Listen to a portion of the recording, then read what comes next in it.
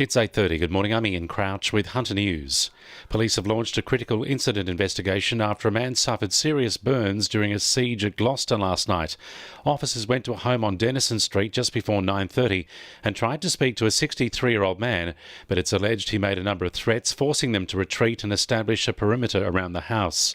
They then noticed flames coming from the home just before midnight, with the man found inside with burns to 60% of his body when the blaze was put out. Jamie Yeo from the Hunters Westpac Rescue Helicopter says they airlifted the man to hospital. They treated a 63-year-old male with quite serious burns sustained from the fire. He was then transported to the Royal North Shore Hospital for specialist treatment. Police say a drive-by shooting at Mayfield West appears to be a targeted attack. A 25-year-old man had just pulled into the driveway of his father's home in Gregson Avenue just after 8:30 when two shots were fired into the driver's door and rear passenger door of his Hyundai four-wheel drive. Inspector Michael Gorman says luckily the man wasn't injured and investigations are continuing. We had forensic police there for most of the night. They've taken a number of items away from the scene and detectives have got some further inquiries to make during the day. A man is in custody at Raymond Terrace Police Station. He's being questioned over a bushfire at Nelson Bay last night. Police and fire crews were called to Wallowa Road near Spinnaker Way at 10 o'clock to find an area of bush alight. Crews quickly brought the fire under control and police spoke to a 44-year-old man who was on the scene. He was arrested on suspicion of lighting the fire, but police say he was too intoxicated to immediately assist with their inquiries. The Upper Hunter has seen a growth in house prices, improved business confidence and a steady increase in consumer spending between January and June this year.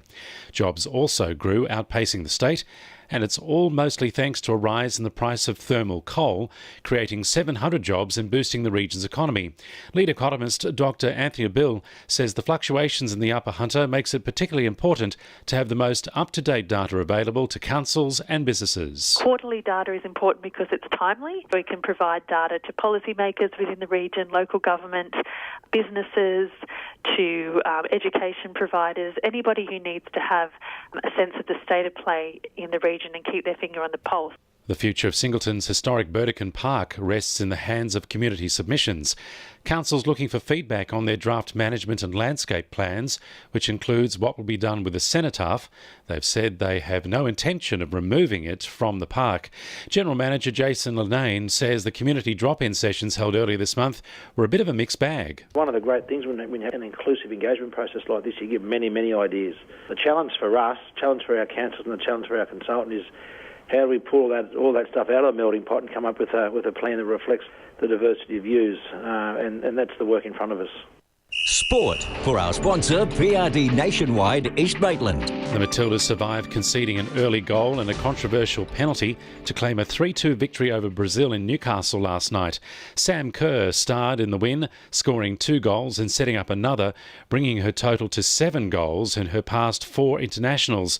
Coach Alan Stajic says Kerr's form helps the entire team. She's so dangerous and, I've said it the other night, she'd be such a hard person to mark. Her movement on and off the ball is amazing. She's probably the best reader of dangerous spaces in women's football. I think, to have someone like that in our team really gives everyone else a boost around her.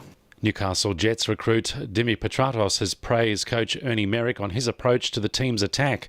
Petratos has enjoyed excellent form in the Jets' pre-season so far and says Merrick has given the players up front the freedom to create and have imagination. And in rugby, Wanderers coach Viv Passy will look to go out on top with this weekend's grand final clash against Hamilton, his final game in charge. Second-grade coach Darren Young will take over the side next season.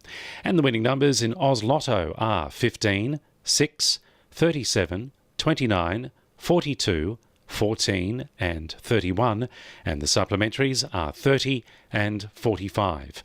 2NURFM News Time, 26 to 9.